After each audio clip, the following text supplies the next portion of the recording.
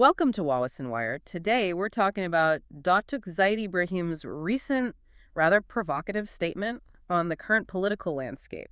He made quite a splash, declaring himself a fan of Anwar Ibrahim, but then immediately followed that with, well, a really striking comparison. Calling him the Malaysian Trump who rules as he likes. That's quite a statement. It really is. Yeah. A very bold claim. And Zaid Ibrahim's observations, I mean, they're undeniably blunt, aren't they? But they offer this unique, very pointed perspective on the power dynamics we're seeing right now. So it's not just a throwaway line. Zaid Ibrahim seems to be building a case here. Exactly. He's laying out a specific critique. We should probably explore what Zaid Ibrahim's, deeper intentions might be behind saying something like that. Okay, let's get into it. Zaid Ibrahim kicks off by observing how Malaysians often measure leaders by the number of new laws they pass. And he notes Anwar Ibrahim has certainly been busy on that front. We've seen quite a few big ones. Yeah, like the Fiscal Responsibility Act. Right, and the Parliamentary Services and Procurement Act plus the Urban Renewal Act. Looks like a lot of reform activity on the surface. But here's where Zaid Ibrahim's analysis gets interesting. He connects these laws to maybe a larger political strategy. He argues that while they look like reforms, the actual effect seems to tighten Anwar Ibrahim's grip on power. A paradox, then. Reform as a tool for consolidation. That's exactly Zaid Ibrahim's point. Take the Parliamentary Services and Procurement Act.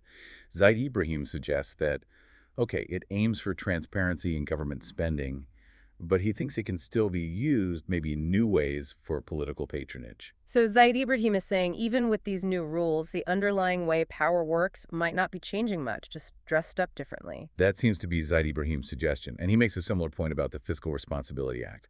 He acknowledges it disciplines ministries, sure, but argues the ultimate decision-making power, the discretion, it stays firmly in Putrajaya. Centrally. Right. Zaid Ibrahim even extends this view to judicial reforms, suggesting they might be framed more to, let's say, secure loyalty rather than true independence. It's quite a critical take from him. So if Zaid Ibrahim is onto something here, if reforms are actually centralizing power, what does that mean for, the average Malaysian? Does it mean the changes aren't really trickling down? Well, that's the implication in Zaid Ibrahim's view. It forces you to look past the official names of the laws and ask, do they genuinely shift power? Or just reorganize it under the same control. Maybe even make that control more efficient. This leads us to Zaid Ibrahim's next really strong claim. He calls Anwar Ibrahim a master of political survival. Zaid Ibrahim asserts he just does what he wants to do. That's a very direct observation about his leadership. It is. And Zaid Ibrahim elaborates a bit on how he sees Anwar Ibrahim operating. Appointing who he wants, using media effectively to, quote, make him look good, shaping laws. This is where Zaid Ibrahim's Malaysian Trump comparison really comes in. So it's about the style, the perceived ability to act unilaterally and control the narrative. Exactly. Zaid Ibrahim isn't necessarily comparing policies point for point. It's more about that perceived strong will, the media mastery, maybe operating outside the usual political constraints.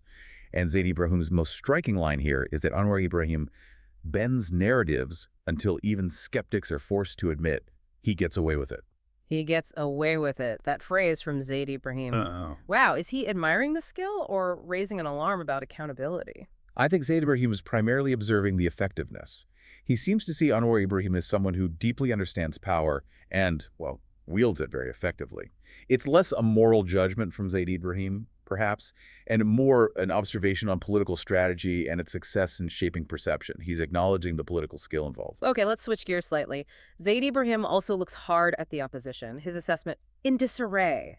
He sees this as a key reason why Anwar Ibrahim can operate the way he perceives him to. Yes, Zaid Ibrahim is quite specific here. He looks at Party Islam C Malaysia, PAS, and says, okay, they rule the heartland, but according to Zaid Ibrahim, they cannot project a national vision beyond sermons and slogans. That limits their broader appeal, he thinks. A ceiling on their national reach, in Zaid Ibrahim's view. Then there's UMNO. Zaid Ibrahim's take is they're contented to defend the flags, sort of looking backwards, and crucially, too compromised by corruption to inspire anyone. That's a harsh judgment from Zaid Ibrahim on their ability to lead nationally now. So Zaid Ibrahim sees them as lacking vision and weighed down by baggage. What about the East Malaysian parties? Gabungan Parti Sarawak, GPS, and Gabungan Rakyat Sabah, GRS. Zaid Ibrahim views them as posturing as kingmakers, but ultimately transactional at best, meaning Zaid Ibrahim believes their focus is more on immediate deals rather than a consistent nationwide political alternative. So with this opposition landscape, Zaid Ibrahim describes fracture, lacking inspiration, transactional, his conclusion is. Zaid Ibrahim concludes that against this backdrop, Anwar Ibrahim and the Democratic Action Party rule comfortably with no serious challenge on the horizon. It's a stark picture Zaid Ibrahim paints. What do you think? Does Zaid Ibrahim's assessment of the opposition ring true? Is there a lack of a cohesive national vision? Well, Zaid Ibrahim's analysis definitely implies that the state of the opposition smooths the path for the current government. If there's no strong, unified alternative, it makes it much easier for the incumbents to set the agenda and implement their plans. It raises questions about what effective opposition looks like today. Let's move to the consequences Zaid Ibrahim highlights. He gets into the socioeconomic impact, focusing on who wins and who loses in his view. Yes, and Zaid Ibrahim voices some pretty serious concerns here. He talks about the Malay community, stating they've lost Penang, Ipoh, Kuala Lumpur, Petaling Jaya, Johor Bahru in terms of economic influence or demographic presence. And Zaid Ibrahim predicts they'll be further pushed out of smaller towns like Klang, Kuantan, War after the Urban Renewal Act, a significant displacement, he fears. That's a dramatic claim from Zaid Ibrahim, and economically. Zaid Ibrahim points out that Malays are still stuck at 19% corporate wealth, but then adds a critical layer. 80% of that corporate wealth are held by the elites.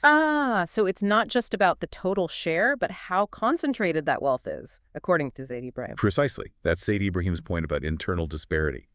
He then touches on the Malay rulers, observing they will run their business as usual and participate in prayers, suggesting Zaid Ibrahim sees their role as somewhat detached from these shifts. And the poor. Zaid Ibrahim is blunt. The poor will remain poor. He doesn't see current policies effectively changing their situation, and he even predicts a decline for Petronas, saying it will be purging and sliding on its downward trajectory, a worrying outlook from him for a key national asset. And wrapping all this up, Zaid Ibrahim's final, quite chilling observation. No one cares, suggesting a kind of systemic indifference to these outcomes he's described.